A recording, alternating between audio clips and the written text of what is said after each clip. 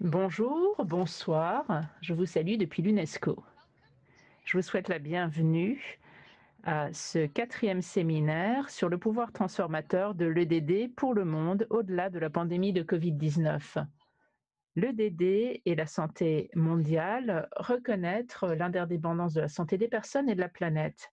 Je m'appelle Johanna Herat, je suis chargée de projet principal à la section de la santé et de l'éducation à l'UNESCO. Et je suis ravie d'être parmi vous aujourd'hui pour animer notre discussion. J'aimerais pour commencer inviter Madame Vibeke Jensen, directrice de la division pour la paix et le développement durable du secteur de l'éducation de l'UNESCO, à prendre la parole pour quelques mots d'introduction. Vibeke, merci beaucoup. Johanna, bonjour, bonsoir à chacun, chacune. Je vous souhaite également chaleureusement la bienvenue à ce quatrième séminaire de notre série de séminaires en ligne sur le pouvoir transformateur de l'EDD pour le monde au-delà de la pandémie de Covid-19. Ces événements en ligne mensuels invitent des acteurs du monde de l'éducation et du développement durable à débattre du type de monde dans lequel nous souhaitons vivre par-delà la pandémie et ce qu'il nous faut pour reconstruire un monde meilleur. Tout particulièrement, nous souhaitons envisager la manière dont le pouvoir de l'éducation au développement durable peut être mobilisé pour faciliter la transformation qui est nécessaire pour construire un monde plus durable. Comme vous le savez, l'UNESCO est l'agence qui est chef de file pour l'éducation au développement durable et par l'EDD, nous cherchons à promouvoir les connaissances, les compétences, les valeurs et l'état d'esprit qui encourage les personnes à participer au développement durable tel que décrit dans la cible 4.7 des objectifs de développement durable. La pandémie de Covid-19 a remis la santé mondiale au centre des préoccupations dans le monde et nous discutons davantage du développement durable par la pandémie et on comprend mieux comment le changement climatique, des conditions météorologiques extrêmes ou la perte de biodiversité peuvent menacer la santé et le bien-être des populations. Par exemple, détruire les forêts augmente le risque d'apparition de zoonoses, des maladies qui se transfèrent des animaux sauvages aux êtres humains, comme Covid-19 ou Ebola, qui n'en sont que de tristes exemples. Au-delà de ces maladies infectieuses, il y a de nombreux autres liens entre la santé physique et la santé mentale qui peuvent être observés. La pollution, la nutrition, le stress engendré par les migrations climatiques forcées, pour ne citer que quelques exemples que nous allons étudier plus avant pendant ce séminaire en ligne aujourd'hui. La santé des êtres humains et de la planète sont étroitement liées. Mais jusqu'à présent, cela n'a pas été véritablement abordé en lien avec les débats sur l'EDD. Et nous souhaitons saisir cette occasion pour explorer ce champ davantage et tirer des enseignements de ce que pourront nous apprendre les experts et de nouvelles perspectives. C'est la raison pour laquelle le séminaire en ligne de ce mois va tout particulièrement s'intéresser à ces deux questions. Première question, quels sont les liens entre la santé de la planète et celle des personnes? Et deuxième question, comment l'EDD peut-elle contribuer à renforcer la prise de conscience du fait que la protection de la santé de la planète affecte la santé des êtres humains? Je voudrais vous remercier chacun, chacune de participer à cet atelier. J'espère que nos échanges vont vous inspirer pour les prochaines années et que vous allez envisager d'intégrer justement ces questions de santé de la planète dans votre pratique de l'EDD. Je voudrais également saisir cette opportunité pour remercier tout particulièrement le ministère fédéral allemand de l'éducation et de la recherche, également la Commission allemande pour l'UNESCO. Merci de votre partenariat, de votre soutien continu et particulier de votre coopération, tout particulièrement à mesure que nous organisons ensemble la conférence mondiale de l'UNESCO sur l'EDD qui est prévue pour mai l'année prochaine. Merci également pour l'organisation de cette série d'ateliers en ligne. Merci, j'espère que vous apprécierez nos échanges d'aujourd'hui. C'est à vous, Joanna. Merci beaucoup, Vibeke, pour ces mots d'introduction. Simplement pour vous le rappeler, comme l'a dit Vibeke, le sujet d'aujourd'hui, c'est l'EDD et la santé mondiale. Je suis ravie d'accueillir nos différents intervenants d'aujourd'hui, mais avant de démarrer, j'aimerais simplement vous dire qu'aujourd'hui, nous allons utiliser un outil qui s'appelle Slido, qui vous permettra de poser toutes vos questions Et les organisateurs vont pouvoir ensuite poser ces questions aux intervenants. Il y aura 2 séances de questions-réponses au cours du séminaire d'aujourd'hui. Et donc, je vous invite à prendre votre appareil, que ce soit votre smartphone ou votre ordinateur, allez sur le site slido.com et utilisez comme code événement #65 497. Toutes ces informations figurent à l'écran ici. Et avec cette fonction questions-réponses, vous allez pouvoir non seulement poser vos propres questions, mais également voter pour les questions d'autres participants ou leur donner un like. Et ça nous permettra de savoir quelles sont les questions qui sont les plus importantes pour les participants d'aujourd'hui, et nous pourrons les poser aux intervenants. N'hésitez pas à poser des questions à mesure que les interventions se tiendront. Voilà, sans plus attendre, je voudrais vous dire que donc nous allons entendre des interventions en 2 parties aujourd'hui, et chacune de ces parties, avec intervention d'experts, sera suivie d'une séance de questions-réponses. L'ensemble de notre séminaire vise à répondre aux 2 questions clés qui ont été évoquées par Vibeke, et la première partie va se concentrer davantage sur la question des liens entre la santé de la planète et la santé des personnes. Et la deuxième partie, la seconde partie de notre séminaire se concentrera davantage sur le rôle de l'éducation au développement durable à cet égard.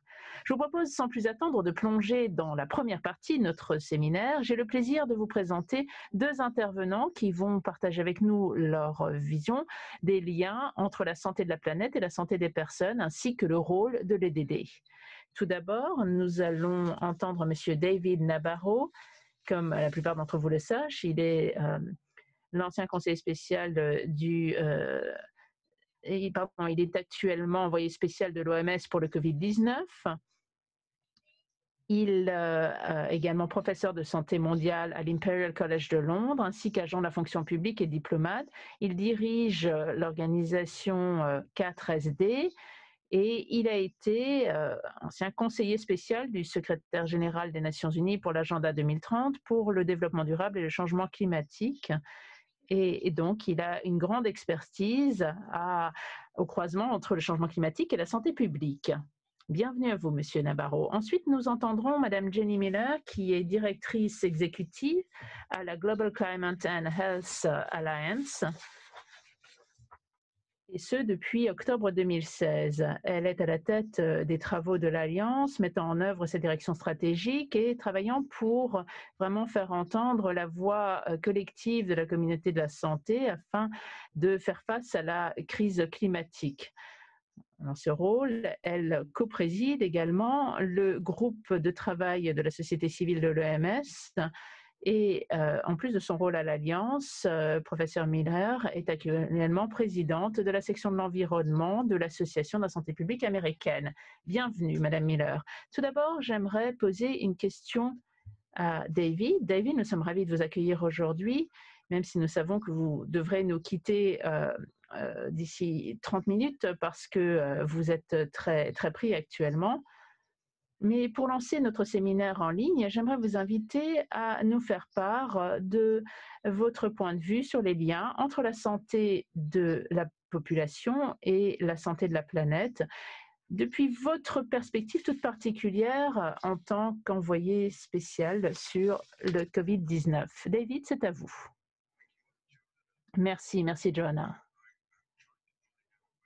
Alors, j'essaye de savoir si Jenny Miller est en Europe ou aux États-Unis. Si vous êtes aux États-Unis, ça veut dire qu'il est très très tôt le matin pour vous, et je vous remercie à ce moment-là vraiment de nous rejoindre aujourd'hui. Merci de votre travail. J'aimerais entrer sans plus attendre dans le vif de votre question. Tous les systèmes vivants sont liés les uns aux autres et dépendants les uns des autres. Et quand je parle de tous les systèmes vivants, j'entends par là les écosystèmes de notre société, les systèmes humains d'éducation, d'alimentation, d'emploi. Ça également évoque tous les systèmes qui sont impliqués dans le développement durable. Et c'est cette interconnexion, ces liens entre les systèmes vivants qui est vraiment essentiel lorsque l'on pense à la santé humaine et au bien-être de la planète. C'est cette interdépendance entre tous les systèmes qui est vraiment tout à fait cruciale. Parce que si un système ne fonctionne plus bien, si un seul de ces systèmes ne fonctionne plus bien, eh bien, ça aura des conséquences négatives sur les autres systèmes. Ce qui veut dire que le bon fonctionnement de chacun de ces systèmes est essentiel pour tous les autres systèmes. On le voit avec la grippe aviaire, par exemple. Eh bien, s'il y a une recrudescence de la grippe aviaire parmi les volailles, eh bien, il y a un risque de transmission vers l'être humain. Et entre 2005 et 2010, on a pu observer justement ce type d'événements, de phénomènes. Lorsque l'on parle de la COVID, eh bien, la COVID met vraiment en avant cette interconnexion de manière assez extraordinaire. C'est-à-dire qu'en fait, on voit le lien, les zoonoses, c'est-à-dire la transmission possible des maladies animales à l'être humain. Et l'on voit également, à la lumière de cette pandémie, à quel point nos systèmes économiques, nos systèmes d'emploi sont inégaux par essence. Et face à cette pandémie, il faut vraiment agir tous d'une seule voix. C'est-à-dire qu'en fait, ce que nous apprenons aujourd'hui, c'est que ces systèmes humains, si on ne considère pas qu'ils sont interdépendants, eh bien, nous ne pourrons pas arriver à un monde qui soit sûr pour tous. Merci, merci beaucoup David. Merci de cet appel très clair à bien comprendre cette interdépendance. Alors bien sûr, l'UNESCO est l'agence tête de file pour l'éducation et j'aurais aimé savoir ce que vous pensez du rôle de l'éducation et tout particulièrement de l'éducation au développement durable. Eh bien, je dirais que lorsque le programme pour le développement durable a été élaboré et a été publié en 2015, il y a 5 principes qui ont été mis en avant très clairement. Tout d'abord, il s'agit d'un programme qui est vraiment avec l'être humain au centre. Ensuite, il est universel. Troisièmement, il y a un lien entre les différents objectifs de ce programme. Quatrièmement, on ne peut atteindre ces objectifs que par des partenariats. Et cinquièmement, lorsque l'on met en place des partenariats, il est indispensable d'intégrer les différents éléments de l'aide que l'on apporte aux populations. La seule manière d'aider la population à réaliser cet agenda de développement durable, c'est si on leur permet à la fois de partager leur expérience et aussi d'apprendre de ce que les autres découvrent.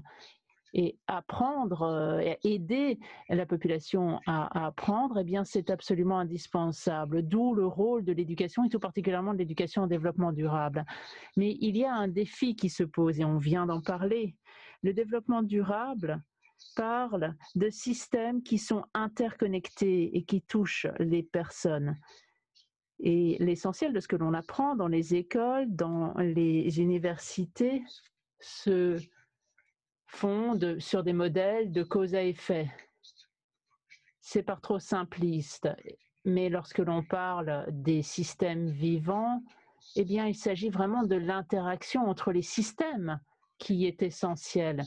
Est-ce que notre éducation, notre système d'éducation va pouvoir aider les populations à être à l'aise dans la gestion de ces différents systèmes? Je pense que l'éducation peut faire ça, mais il va falloir garder à l'esprit le fait qu'il faut aider les populations à faire une chose importante, à savoir avoir à l'esprit des perspectives qui sont en concurrence les unes avec les autres, sans avoir nécessairement toujours envie d'apporter la démonstration que leur point de vue est supérieur aux autres. Nous avons tous un point de vue, mais il faut que nous ayons la possibilité d'en parler. Mais se battre sans cesse pour savoir qui a raison, qui domine, eh bien tout cela, ça ne mène qu'à des situations qui parfois sont conflictuelles et ça ne serait pas nécessaire. Merci en tout cas de votre question. Et moi, je suis un grand fan d'un accès universel à cet apprentissage de cette approche par système. Merci beaucoup, David, pour ces remarques véritablement inspirantes sur l'avenir possible de l'éducation pour prendre en compte toute la complexité de ces systèmes. Merci beaucoup. Je me tourne maintenant vers vous, Jenny. Vous êtes la directrice de l'Alliance mondiale pour le climat et la santé qui travaille directement à cette intersection entre le climat et la santé humaine. Quelles, pensez-vous, sont les réalisations clés dont la communauté du développement durable a besoin pour mieux comprendre ces interconnexions? Oui, merci tout d'abord pour rebondir et compléter sur ce que vient de dire David.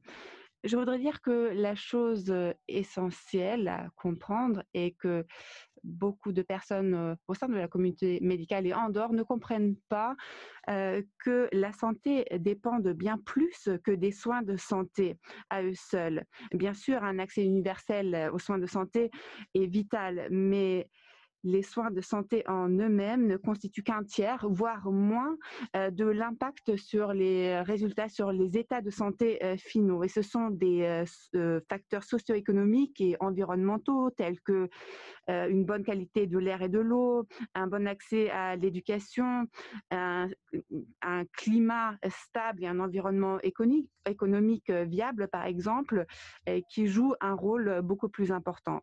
Une fois qu'on a pris conscience de cela, on comprend quels acteurs doivent faire partie de la solution pour remédier à ces problèmes. Et d'ailleurs, il y a une interaction dans les deux sens à ce niveau-là. Dans le domaine médical, nous devons reconnaître que ces facteurs économiques, environnementaux, etc., jouent un rôle majeur dans ce qui affecte notre état de santé, que ce soit dans les hôpitaux ou en matière de santé publique, dans les villes, dans les environnements où ces professionnels de la santé interviennent.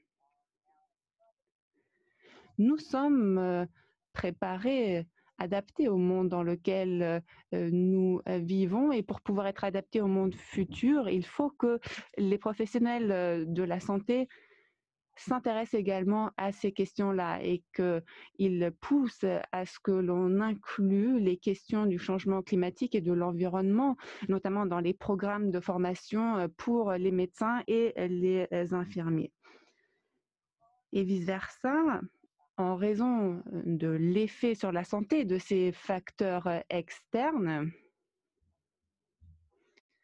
ces facteurs, il faut le reconnaître, peuvent être déterminés, influencés par des acteurs de d'autres domaines professionnels. Nous avons donc besoin de professionnels de l'urbanisme, du domaine de l'énergie ou du secteur financier.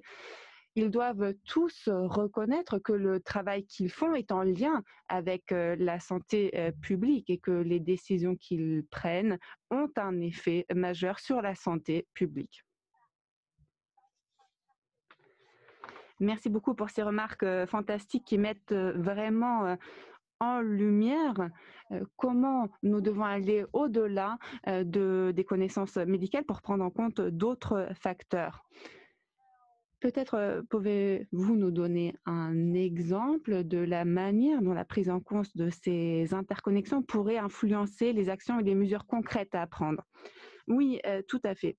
Alors, pour vous donner un seul exemple concret, bien qu'il y en ait beaucoup, quand on conçoit un système de transport qui prend à la fois en compte la santé et le développement durable, eh bien, il y a toute une série de changements qui vont en être déduits. En pensant au développement durable, on misera peut-être sur les véhicules à zéro émission.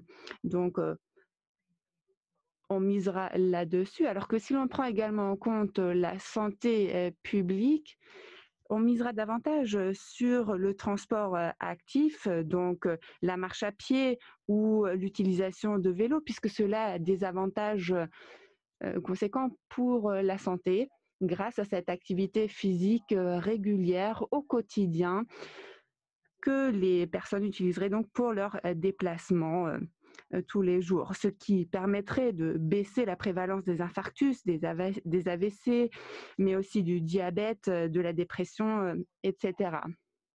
Donc pour que cela fonctionne bien, il faut concevoir nos villes, nos plans d'urbanisme en prenant en compte les lieux où nous devons nous rendre, nos lieux de travail, les écoles, les magasins, les pharmacies, pour les relier entre eux, pour les prévoir à proximité les uns des autres pour que l'on puisse s'y rendre à pied ou en vélo. Il faut donc que l'ensemble de l'infrastructure rende l'option de la marche à pied et du vélo tout à fait sûre pour les utilisateurs. Les villes ne doivent donc pas être conçues pour les voitures. Il faut prévoir au contraire davantage d'espaces verts et donner plus grande place à la nature. Cela aura des avantages conséquents en matière de santé publique. Il faut donc miser sur des villes qui sont basées sur les besoins des êtres humains et non pas des voitures, donc de manière vraiment intégrée pour prendre en compte à la fois le développement durable et la santé. Et pour vous donner une idée de l'échelle de ces enjeux, si nous voulions véritablement limiter le changement climatique à l'objectif d'une augmentation maximale de 1,5 degré Celsius, si on améliorait simplement la qualité de l'air, eh bien, en termes de répercussions sur la santé publique, on pourrait bien plus que financer les coûts de ces mesures d'adaptation climatique. Eh bien, c'est un argument extrêmement convaincant. Je pense qu'il faut véritablement le mettre en avant dans le débat public. Merci beaucoup à David et à Jenny pour ces présentations fantastiques. Nous avons déjà deux questions, donc je vais les poser. Je vais tout d'abord faire remonter la plus populaire. Pour vous, David, un participant anonyme a demandé comment nous pouvons utiliser cette impulsion, cette dynamique autour du Covid-19 pour mettre en avant les interconnexions entre tous les ODD afin de les mettre en œuvre sous forme d'actions concrètes.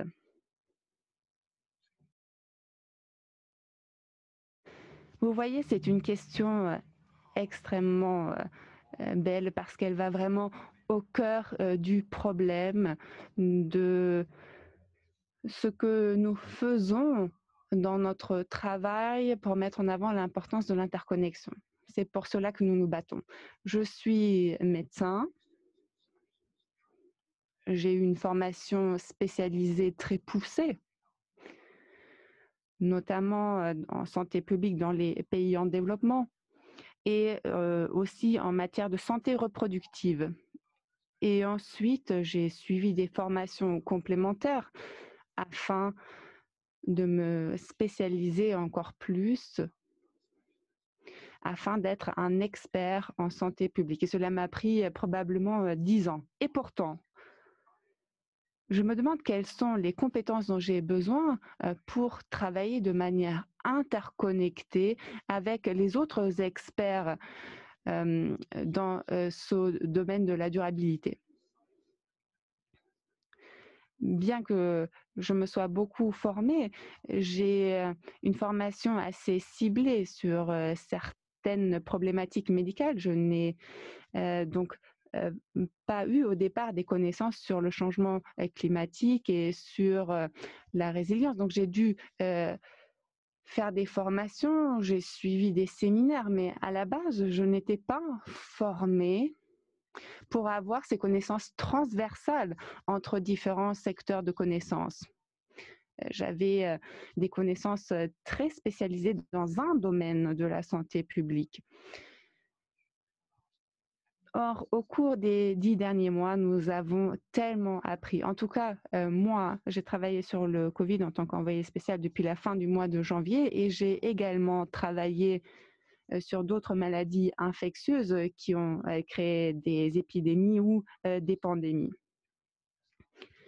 Et j'ai pu voir au cours des 10 derniers mois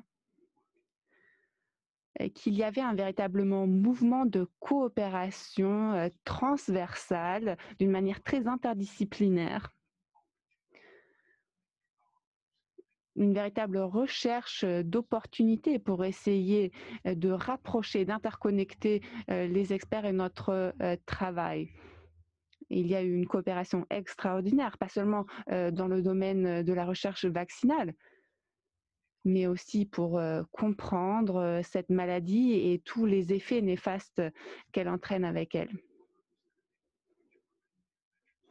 Cela nous a permis de distinguer quelles mesures préventives étaient les plus adaptées. Bien sûr, nous avons encore beaucoup de travail à faire, mais nous apprenons beaucoup et nous avons compris le pouvoir de cette coopération interdisciplinaire. Et j'ai l'impression que c'est de plus en plus adopté en ce moment de manière beaucoup plus large. Donc je suis très optimiste parce que je pense que les leçons que nous tirons de la crise du Covid-19 nous permettront de relever d'autres défis comme ceux du changement climatique et la destruction de la nature. Merci David. J'espère que nous pourrons tous nous inspirer de votre optimisme et le reprendre pour nos activités quotidiennes. Il y a une autre question qui est ressortie dans le sondage.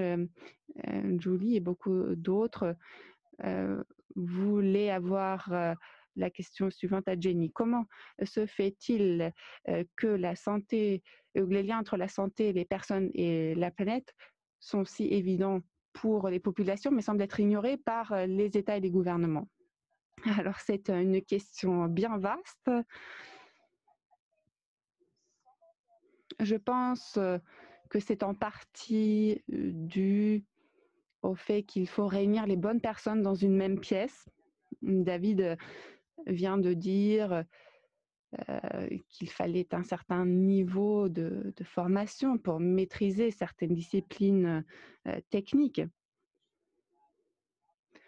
et avoir ces formations universitaires qui élargissent nos horizons sont vraiment déterminantes. Bien sûr, nous ne pourrons pas tous être des experts dans toutes les thématiques et c'est pourquoi la coopération est si importante.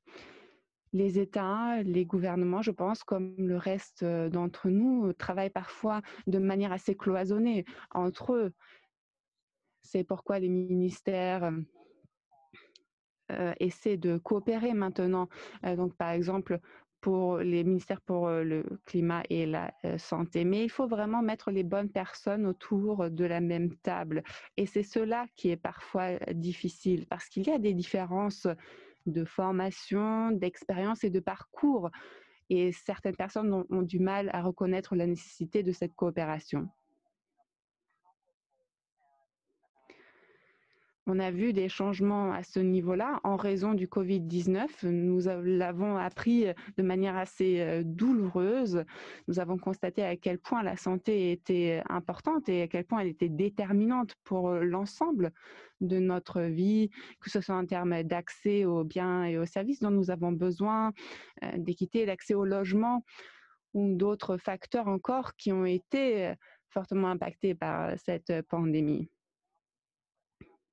Mais réunir différents experts autour de la même table pour avoir différents éclairages est en effet vital pour faire changer d'approche à nos États et à nos gouvernements. Eh bien, vous avez réussi à répondre à cette question qui vaut 1 million d'euros. En effet, il faut réunir les experts des différents secteurs. Malheureusement, je ne pourrais pas vous poser d'autres questions des participants, mais je vous encourage à regarder le sondage Slido parce qu'il y a des questions très intéressantes qui sont posées notamment sur la manière dont l'éducation peut former l'esprit critique des apprenants et comment on peut apprendre à garder un œil sur différentes problématiques, différentes perspectives en même temps. Et donc sur ces compétences transformatives. David, si vous souhaitez commenter. Oui, merci. Merci beaucoup. Il s'agit d'aller rencontrer les personnes là où elles sont.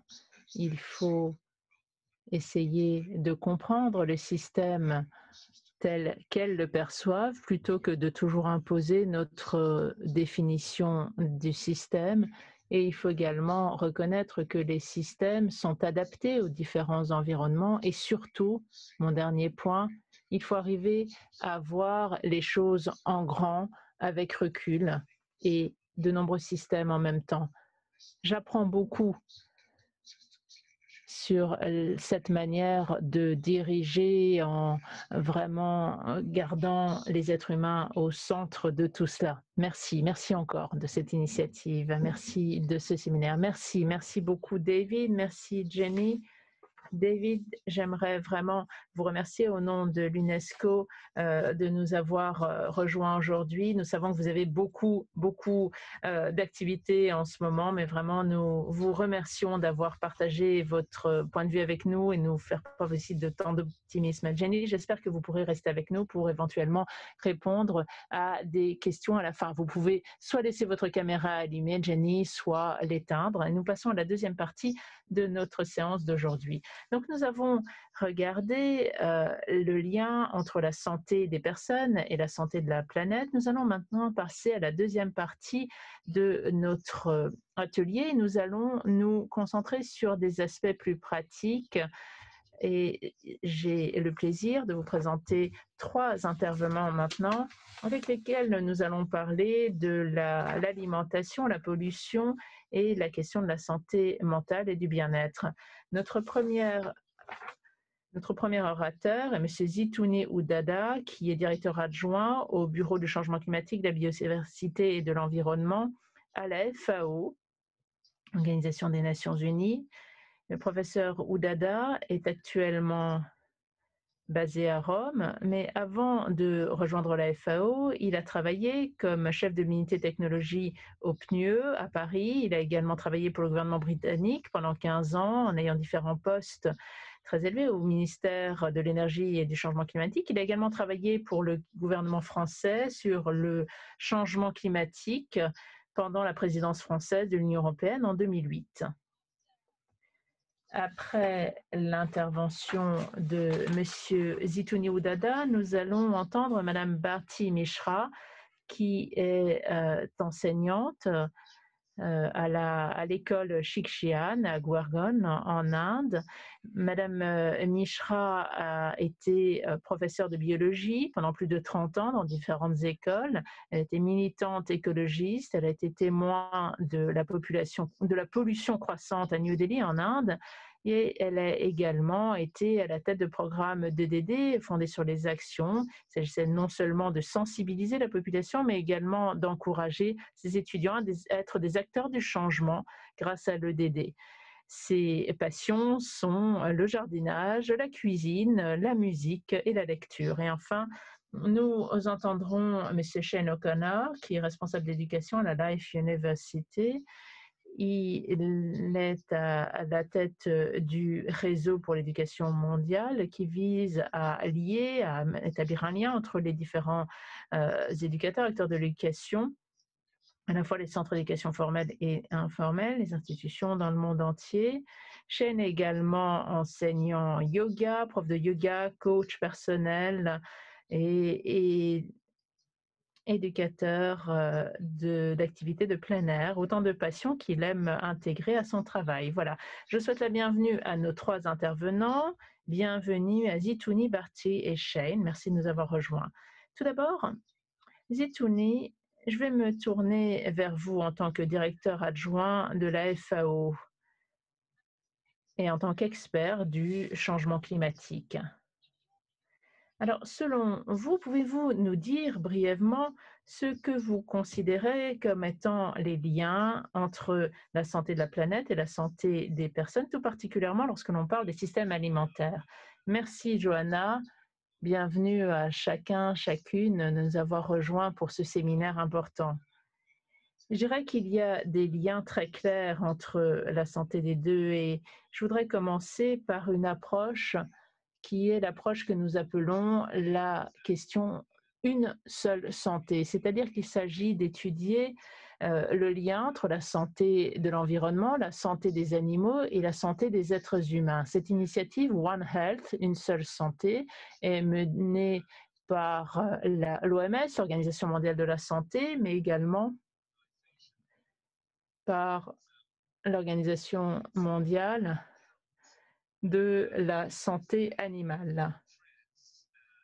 Il s'agit de s'intéresser aux menaces pour la santé et aux interfaces entre la santé animale, la santé humaine et comment réduire ces risques. Actuellement, il y a tant de pression que nous exerçons sur les ressources naturelles, sur l'environnement, et le système alimentaire dépend crucialement des ressources naturelles telles que la terre, le sol, la biodiversité terrestre et marine, ainsi que l'eau douce et les nutriments. Et malheureusement, la moitié des terres habitables du monde sont utilisées pour l'agriculture. L'agriculture utilise environ 70% des prélèvements mondiaux d'eau douce et 95% de la production marine mondiale provient des écosystèmes côtiers. Et les systèmes alimentaires et la production alimentaire en particulier sont également un facteur principal de nombreuses conséquences sur l'environnement. Plus d'un quart des émissions mondiales de gaz à effet de serre proviennent des systèmes alimentaires. Les systèmes alimentaires sont également responsables de 33% des sols dégradés et de 60% de la perte de diversité à l'échelle de la planète. Donc la santé de la planète, la santé de l'environnement dépend énormément des choix que nous faisons, la manière dont nous produisons, dont nous consommons l'alimentation, et ces pressions que nous exerçons sur l'environnement devraient s'accroître considérablement avec les tendances démographiques en matière d'augmentation de la population, avec des augmentations de demande en denrées alimentaires, mais également avec les changements de régime alimentaire. Et d'ici 2050, on prévoit que 40% de la population mondiale vivra dans des bassins fluviaux soumis à un stress hydrique important et que les émissions de gaz à effet de serre provenant de l'agriculture pourraient passer de 26% actuellement à 30%. Les systèmes alimentaires sont donc directement liés à de nombreux aspects de la santé humaine. Et je dirais que la situation est vraiment très négative aujourd'hui parce que nous avons près de 800 millions de personnes qui ont faim et plus de 2 milliards de personnes qui sont soit obèses, soit en surpoids. Donc on voit que il y a vraiment une question autour de l'alimentation. Et je dirais que la pandémie de Covid-19 est un défi supplémentaire pour notre santé et on s'attend à ce que la pandémie augmente le nombre de personnes souffrant d'insécurité alimentaire chronique de 83 à 132 millions. Et je voudrais terminer avec un point important qui est également lié à la santé de la planète et à la santé des personnes. Je voudrais vous parler des pertes et du gaspillage alimentaire. Malheureusement, même si je vous ai dit que 800 millions de personnes ont faim et 2 milliards de personnes ont trop à manger, eh bien, nous gaspillons aussi environ un tiers des aliments produits chaque année dans le monde. Et évidemment, ça veut dire que nous gaspillons finalement la terre qui est utilisée, l'eau, les efforts des agriculteurs, tous ceux qui travaillent dans la distribution, la production d'alimentation. Et donc ce tiers des aliments produits chaque année qui sont gaspillés ou perdus, si l'on regarde par exemple les fruits et les légumes, on parle même de 45 à 50% des fruits et des légumes, 20% de la viande et des produits laitiers et 35% du poisson qui sont perdus et gaspillés chaque année. Ça signifie qu'il y a tant à faire pour essayer de trouver un équilibre entre l'utilisation des ressources naturelles et les conséquences sur la santé, sur notre santé en tant qu'être humain, mais également sur la santé de la planète. Oui, si vous le permettez, je voudrais simplement dire que ce que vous nous avez dit là, ce sont des faits qui sont vraiment tout à fait choquants, en tout cas pour moi, et ça montre qu'il y a une évolution nécessaire vers plus de durabilité. Je suis désolée de vous avoir interrompu, mais je crois qu'en fait, nous aimerions vraiment savoir si vous pouviez mettre le doigt peut-être sur un, deux messages clés. Que pourrions-nous faire en termes d'éducation au développement durable? Que faire pour faire évoluer la situation? Donc, quel serait le rôle de l'éducation pour faire face à ces problèmes? Eh bien, je crois que la première chose, c'est de bien comprendre que nos choix ont des conséquences. Et lorsque nous éduquons les personnes, que ce soit des enfants ou des adultes, il faut bien leur faire comprendre que nos choix, notre comportement par rapport à l'alimentation, par rapport aux ressources, eh bien, cela a des conséquences. Ça a des conséquences à la fois sur l'environnement et sur notre santé. Et il faut bien comprendre et les choix que nous faisons lorsque nous choisissons d'aller acheter nos denrées alimentaires à un endroit ou à un autre et quelle est la qualité de ces denrées alimentaires, c'est très important. Donc il faut faire très attention à notre comportement par rapport aux denrées alimentaires et par rapport au climat. Et autre message en termes d'éducation, je dirais qu'il faut vraiment adapter l'éducation et le message qui est envoyé parce que dans le monde, il y a des cultures différentes, des conditions de vie différentes, des circonstances différentes. Et ce qui veut dire que les programmes scolaires, le message qui doit être envoyé à ces populations pour être sûr que le message soit bien compris, et que chacun comprenne bien la gravité de la question, mais également que ça leur parle, eh bien, je pense qu'il faut être très, très attentif à cela. Il faut que le message soit très adapté à la population. On ne peut pas simplement penser que l'on peut avoir un programme scolaire qui serait le bon pour tous. Merci, merci beaucoup. Je crois que ce sont effectivement des éléments qui sont tout à fait intéressant pour nous à mesure que nous allons essayer de trouver un système d'éducation plus pertinent qui permette à chacun, aux enfants, aux adultes, de passer un comportement plus durable. J'aimerais maintenant passer à notre intervenante suivante.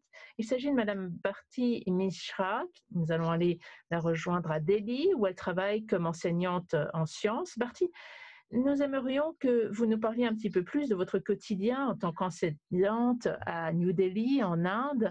Comment faites-vous face à ces liens entre la santé des personnes et la santé de la planète? C'est à vous.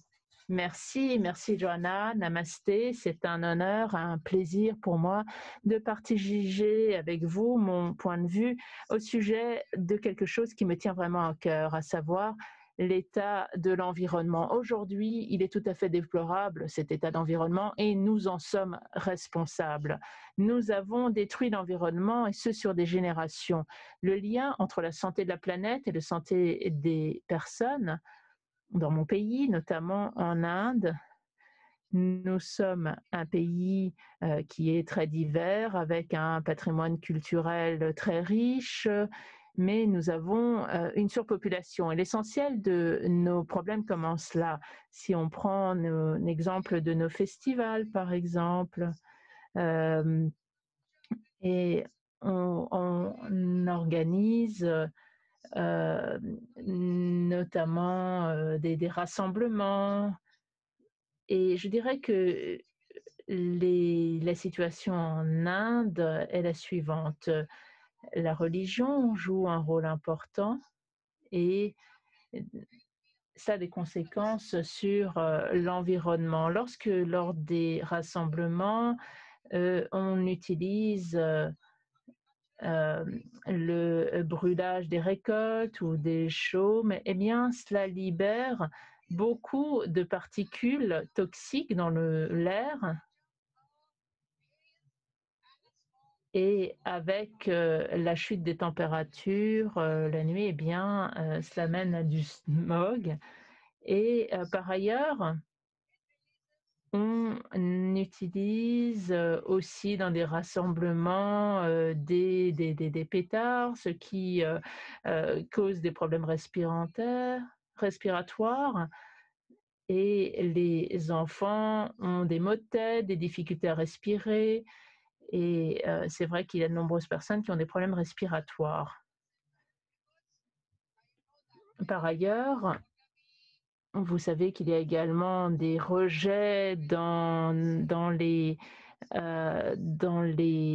fleuves, dans les rivières, avec des métaux lourds, notamment de l'arsenic, etc. Et tout cela va indirectement, évidemment, avoir des effets négatifs dans le système de l'eau. Et lorsque cette eau des rivières, des fleuves rejoignent l'océan, eh bien, ça tue petit à petit la vie aquatique. Et il y a un exemple que nous enseignons à l'école. Il s'agit des conséquences que cela peut avoir sur les poissons, sur les mouettes. Et l'on constate effectivement que nous sommes indirectement responsables en tant qu'êtres humains de ces conséquences négatives. Et dans mon pays, il y a un grand écart entre les riches et les pauvres et les rejets des agriculteurs. Eh bien, tout cela, ce sont des problèmes simples auxquels nous faisons face et indirectement, ces problèmes ont des conséquences négatives sur la planète, sur l'environnement et ça cause également des maladies. Et si l'on utilise de l'eau contaminée, eh bien, cela peut causer de nombreuses maladies à cause de cette eau contaminée, comme le typhus par exemple. Et donc, je dirais que vraiment l'eau peut être le berceau de nombreux microbes et donc il faut vraiment que nous soyons conscients de cela. Et si le climat est sain, eh bien nous serons en sécurité.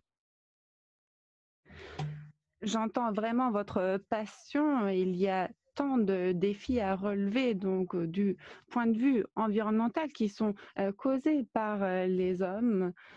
Je vois que nous avons certaines photos de vos projets, notamment des projets Search. Est-ce que vous pourriez peut-être nous dire quelques mots sur ces projets avec les étudiants? Parce que pour nous, c'est vraiment merveilleux d'entendre que vous avez pu maintenir ces efforts sur le long terme. Et que pouvez-vous continuer de faire pour lutter contre ces défis?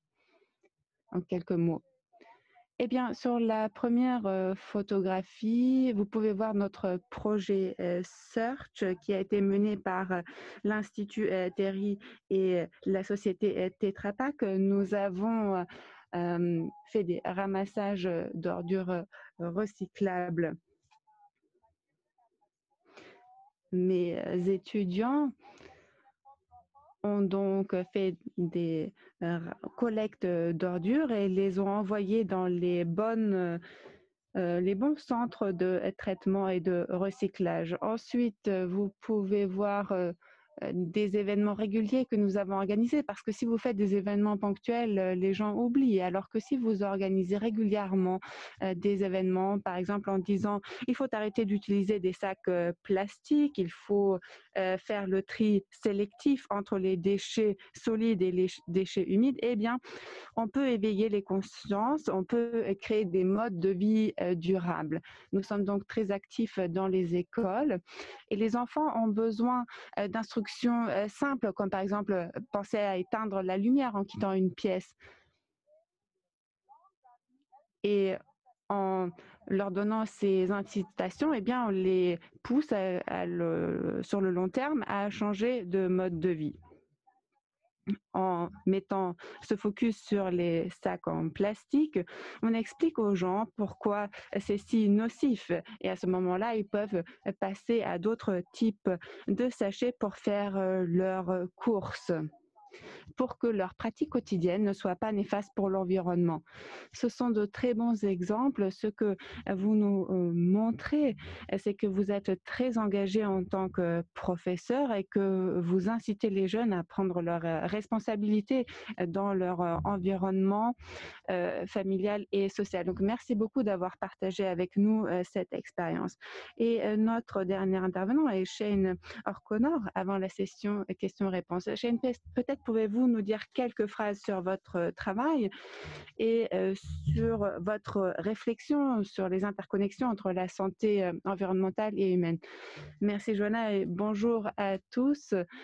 Je suis ravie d'être ici, de pouvoir contribuer à ce débat. Je pense que David a déjà lancé de très bonnes pistes de réflexion sur l'interdépendance entre tous les êtres vivants. Je voudrais commencer par la question de savoir ce que nous pouvons faire si nous ne nous sentons pas en bonne santé, si la santé de l'environnement est dégradée, si la vision de cette interdépendance n'est peut-être pas très claire. Ce que je fais avec mes collègues et d'autres organisations, c'est que nous intervenons dans le domaine de l'apprentissage social, émotionnel et éthique. Mais que faire lorsque nous nous sentons traumatisés, lorsque nous n'arrivons pas à faire preuve d'empathie? Comment pouvons-nous revenir à cette vision d'un monde interconnecté et interdépendant? Eh bien, nous mettons à disposition des enfants des pratiques, des astuces pour les aider à relever ces défis de bien-être émotionnel, social et physique. Et ce que vous pouvez voir à l'écran, ce sont les différentes compétences que nous avons développées, par exemple donc le développement personnel, la compassion, et que nous incluons dans nos activités d'EDD et dans l'apprentissage social, émotionnel et éthique que j'ai mentionné. Nous essayons de pousser les jeunes à penser en termes de système et à devenir acteurs du changement. Ils doivent être capables de réfléchir et agir par eux-mêmes et qui s'inscrivent dans cette démarche de compassion envers leur entourage. Nous avons donc un programme de formation qui a été testé, qui a fait ses preuves. Il s'agit donc de connaissances occidentales avec une philosophie orientale. On part de soi-même et on établit des connexions avec les autres dans la seconde phase. Et ensuite, troisième phase, comment nous pouvons créer une connexion avec la planète. Nous avons pour cela une boîte à outils. Et j'ai d'abord suivi cette formation en tant que simple participant. Cela m'a semblé être très utile d'avoir cette boîte à outils pour explorer les différents domaines, comme par exemple la résilience. Qu'est-ce que c'est la résilience? Qu'est-ce que la résilience pour moi? Lorsque je suis déprimée, par exemple, je vais être enfermée dans certaines idées que je vais ressasser. Comment est-ce que je peux me libérer de ce carcan et faire preuve de résilience?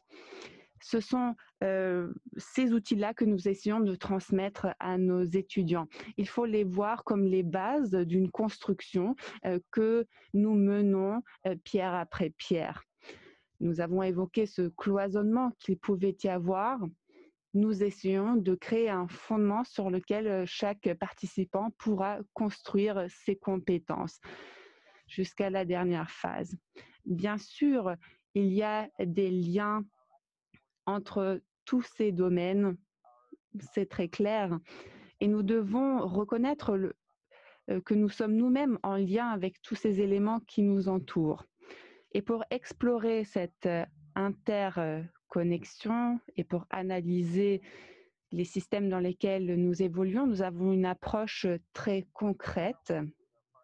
Nous travaillons avec des partenaires en Inde, avec l'Institut du Mahatma Gandhi, avec d'autres centres de formation à travers le monde, par exemple en utilisant des techniques d'apprentissage social, émotionnel et ethnique. Nous essayons d'abord donc de travailler sur nous-mêmes, de faire du développement personnel, ensuite sur notre interaction avec les autres et ensuite avec notre interaction avec la planète. Comment pouvons-nous faire preuve de compassion? Qu'est-ce que cela déclenche dans notre cerveau en termes de processus biologiques? Comment pouvons-nous cultiver nos valeurs humaines qui nous rassemblent, les valeurs de pardon, de sensibilité émotionnelle, de résilience et d'empathie? Nous misons vraiment sur ces compétences sociales pour promouvoir la santé physique, émotionnelle et mentale et pour voir comment cela affecte la planète qui nous entoure. Voilà en tout cas les valeurs éthiques qui nous mènent, qui nous guident. Nous n'essayons pas d'être parfaits, nous essayons de faire des petits pas, de progresser petit à petit sans chercher à être parfaits. Donc en partant d'abord de l'échelle individuelle, en travaillant sur nos propres dépendances et ensuite nous essayons d'opérer un changement de mentalité, notamment par la méditation, pour mettre le focus sur nos relations avec les autres et l'environnement et pour réorienter notre réflexion. C'est un voyage qui est censé nous amener à une meilleure santé pour nous-mêmes et pour la santé. Et cette dernière image est très inspirante. Je suis très fière de pouvoir dire que j'ai été amenée à travailler avec le Dalai Lama dans le contexte de ses travaux. Il le dit très clairement, si vous voulez être en bonne santé, cultivez la valeur de la compassion. Et je pense que c'est essentiel. Si nous pouvons remplacer la notion de bonne santé avec la notion de bonheur, eh bien, nous avons tout compris. Merci Shane. Je pense que vous nous avez donné de nombreux éléments pour alimenter notre réflexion, donc notamment en termes d'apprentissage social, émotionnel et éthique. On en parle beaucoup dans le domaine de l'éducation, mais il faut vraiment le mettre en avant donc dans ce domaine qui est à l'intersection entre l'éducation et le développement durable. Malheureusement, le temps avance et nous n'avons pas beaucoup de temps. Peut-être j'aurais dû mieux le gérer, mais vos interactions, vos contributions étaient si fascinantes que j'ai préféré vous laisser la parole. Alors, première question qui a été posée par les membres du public aujourd'hui est pour Zitouni. Comment est-ce que le pouvoir transformatif de l'éducation peut être mieux intégré dans d'autres domaines de sciences dures et de politique publique? Quelle est votre expérience en une minute au sein de la FAO là-dessus? Eh bien, merci pour cette question. Bien sûr, l'éducation doit être transversale, elle ne doit pas se limiter à un seul domaine ou à un certain groupe de population, elle doit être accessible pour tous. Au-delà de ça et des domaines que j'ai abordés tout à l'heure, je pense qu'il faut pouvoir transférer cette approche transversale dans d'autres domaines de politique publique et de domaines scientifiques pour que tous les acteurs décisionnaires comprennent l'importance de cette interdisciplinarité et qu'ils mettent à disposition des populations ces informations. Par exemple, dans la formation des agriculteurs, comme nous le faisons à travers différentes plateformes et de groupes de discussion, par exemple, eh bien, ces informations doivent être facilement accessibles, faciles à comprendre pour avoir un véritable impact. Il faut également que les agriculteurs soient eux-mêmes acteurs du changement et qu'ils s'entraident entre eux. C'est ce que j'essayais de dire en parlant d'approches ciblées tout à l'heure, pour bien faire comprendre l'objectif derrière les informations de la formation. Merci beaucoup. La prochaine question que nous avons sélectionnée parmi celles posées dans Slido est pour Bati. Les participants ont dit que Bati Mishra montre l'importance de la formation des enseignants et qu'il fallait absolument investir dans ce domaine. Est-ce que vous pouvez nous parler du soutien et des défis que vous avez rencontrés au cours du temps? Baptiste, c'est à vous.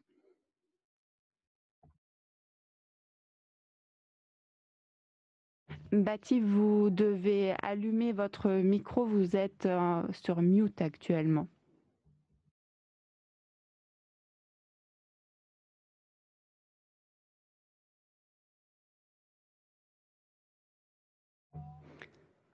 Ma passion et mon engagement pour sauver l'environnement a commencé lorsque j'étais toute jeune à l'école. J'ai reçu cette passion par ma grand-mère et par mes propres enseignants qui se sont battus pour un environnement propre. Ils m'ont enseigné que nous, les êtres humains, devions faire un effort pour préserver l'environnement. Et dans mon école, nous avons par exemple collecté des déchets le long des routes, nous avons planté des arbres. Et donc, lorsque je suis moi-même devenue enseignante, j'ai voulu faire la même chose. J'ai voulu changer les esprits des jeunes pour qu'ils puissent eux-mêmes améliorer les choses. Ce sont des élèves, mais ils peuvent tout à fait agir.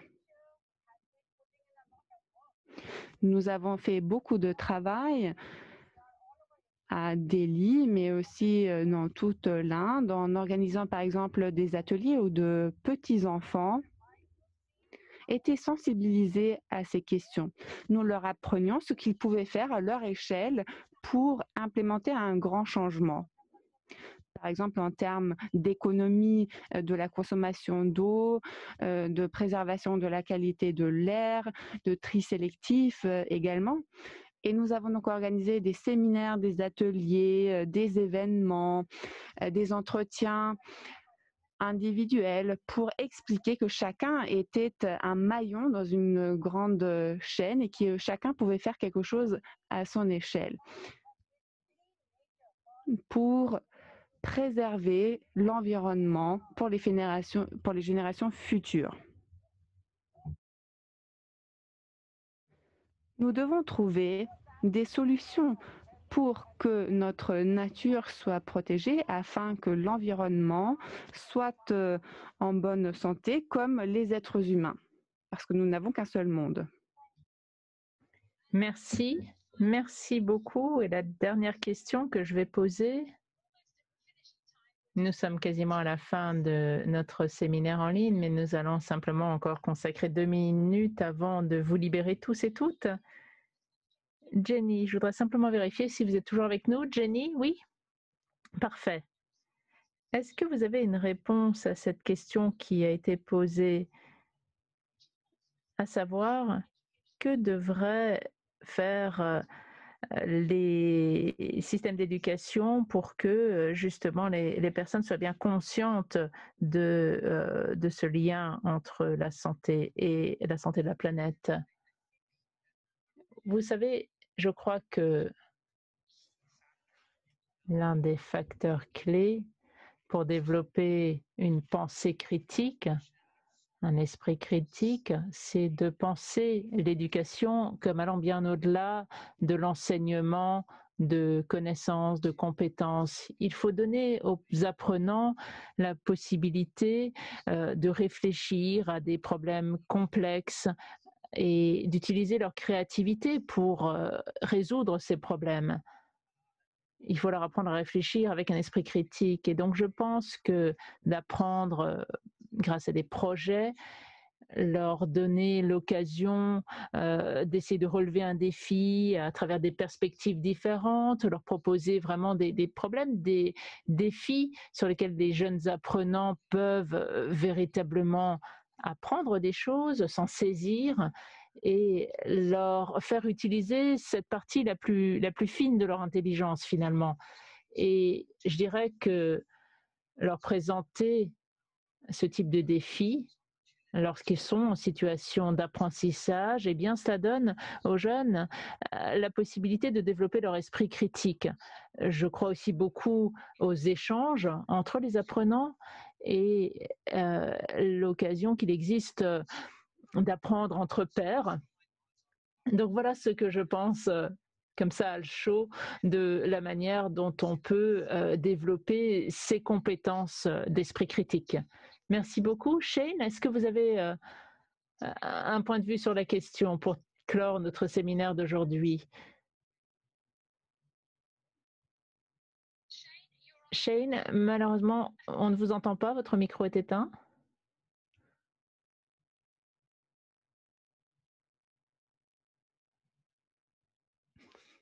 Oui, désolé. Je n'avais plus qu'une minute, alors là, je me limite encore plus. Oui, il y avait plein d'autres questions auxquelles j'aurais aimé répondre. Je dirais qu'en fait, il faut, que ce soit dans l'éducation formelle ou informelle, il faut intégrer ces questions-là, mais pas uniquement à l'école. Les parents, les grands-parents, tout le monde doit participer à cet apprentissage des valeurs clés, que ce soit la compassion et autres, réduire la souffrance de ceux qui sont autour de nous, améliorer notre comportement par rapport à l'environnement. Et donc, si c'est un message que nous passons simplement aux élèves sans le mettre en œuvre nous-mêmes, eh bien, ça ne fonctionnera pas. Donc, il faut que chacun, véritablement, dans sa vie au quotidien, donne l'exemple. C'est l'éducation par l'exemple. C'est important pour la planète. Merci. Merci beaucoup. Donc, il faut véritablement donner l'exemple et nous avons de bons exemples à ce sujet-là, justement. Nous avons vu comment il fallait effectivement avoir une approche système. Je voudrais remercier l'ensemble de nos intervenants d'aujourd'hui. Merci David, merci Jenny, Zitouni, Barty, Shane de vos contributions. La présidente a la gentillesse de remercier les interprètes. Merci à vous. Et je remercie également l'ensemble des participants de votre contribution active avec vos questions. Désolée que nous n'ayons pas pu répondre à l'ensemble des questions. Nous en sommes arrivés à la fin de ce 4e séminaire en ligne sur le pouvoir transformateur de l'EDD pour le monde au-delà de la pandémie de Covid-19 en se concentrant sur la santé mondiale et l'EDD. Nous nous réjouissons de vous voir participer au prochain atelier. Vous voyez que cela aura lieu en février sur l'EDD et l'urgence climatique. Vous pouvez vous inscrire pour ce séminaire. Vous trouverez le lien sur le chat. Si vous ne vous êtes pas encore inscrit, n'hésitez pas à le faire. Et 2 semaines avant l'événement, vous aurez des informations sur le site internet de l'UNESCO et dans notre newsletter sur le DD. Vous aurez la possibilité d'entendre ce séminaire sur la chaîne UNESCO en français, anglais, allemand. N'hésitez pas à échanger sur ce point-là et sur ce lien avec d'autres personnes. Je vous remercie. Merci à toutes et à tous et bonne fin de journée ou de soirée. Merci beaucoup.